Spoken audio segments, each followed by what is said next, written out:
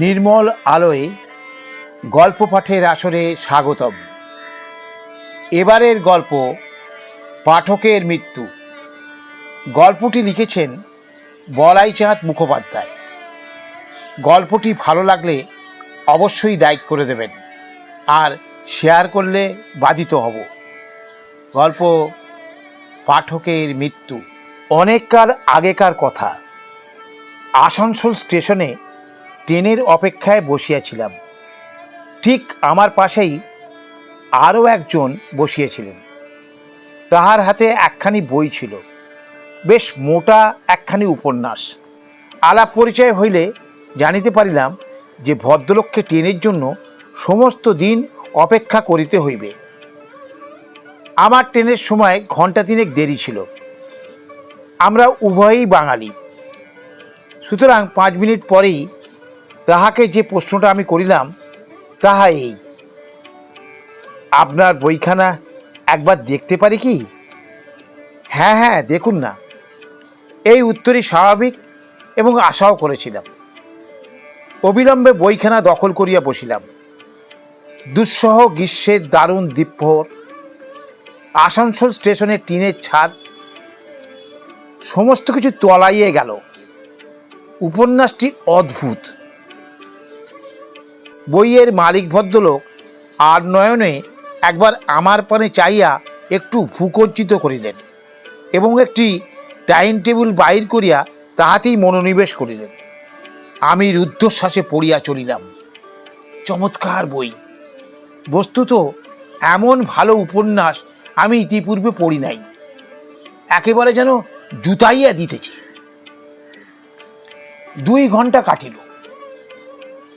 বইয়ের মালিক ভদ্রলোক টাইম টেবিলটি বারংবার উল্টাইয়া পাল্টাইয়া অবশেষে আমার দিকে চাইয়া বলিলেন, আপনার ট্রেনের তো আর বেশি দেরি নেই, এইবার, বলিয়া একটু গলা খাকারি দিলেন। আমি তখন তন্ময়। চকিতে একবার হাত ঘড়িটার পানে চাহিয়া দেখিলাম, এখনো ঘণ্টাখানেক সময় আছে।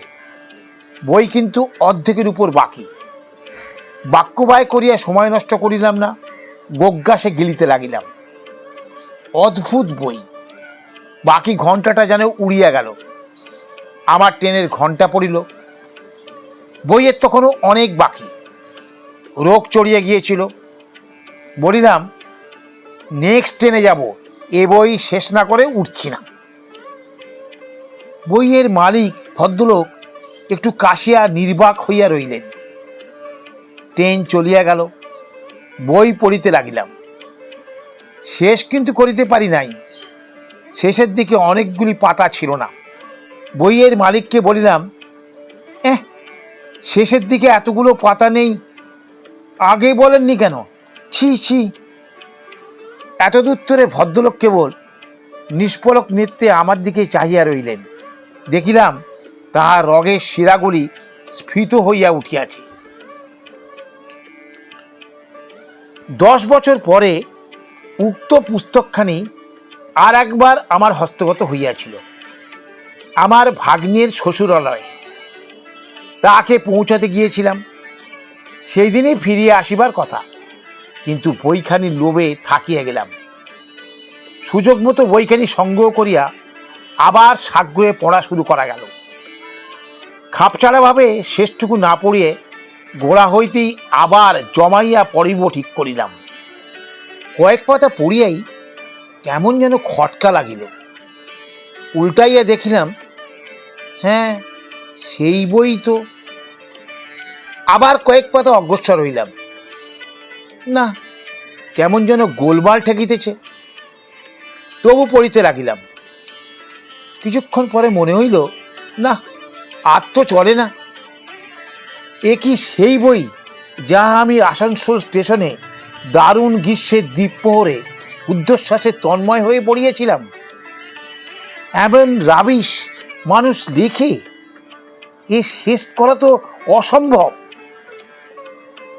10 বছর আগেকার সেই উৎসুক পাঠক কবে মারা গিয়েছিল টেরও পাই নাই। এবারও বই শেষ হইল না। নমস্কার।